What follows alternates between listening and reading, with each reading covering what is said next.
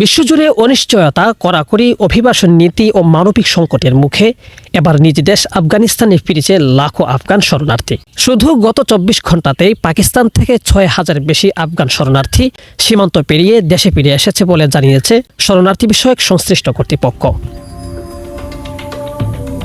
ফিরে আসা পরিবারগুলোকে প্রাথমিক খাদ্য, চিকিৎসা ও জরুরি সহায়তা দেওয়ার পর তাদের নিজ নিজ এলাকায় পাঠিয়ে দেওয়া হচ্ছে। তবে দীর্ঘদিন পর মাতৃভূমিতে ফিরলেও সামনে অপেক্ষা করছে নতুন সংগ্রাম, বাসস্থান, কর্মস্থান ও নিরাপত্তার চ্যালেঞ্জ। ইসলামিক ইমারত অব আফগানিস্তানের কর্মকর্তাদের দাবি, গত ৪ বছরে প্রায় ৪০ লাখ আফগান শরণার্থী দেশে ফিরে এসেছে।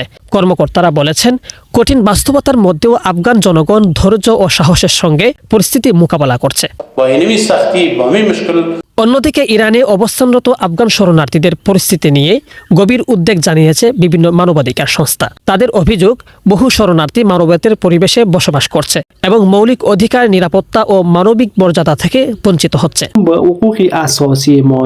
শুধু প্রতিবেশী দেশ নয়, ইউরোপ থেকেও শুরু হয়েছে আফগানদের প্রত্যাবর্তন। বিশেষ করে জার্মানি থেকে অনেকে আর্থিক সহায়তা নিয়ে স্বেচ্ছায় দেশে ফিরছেন।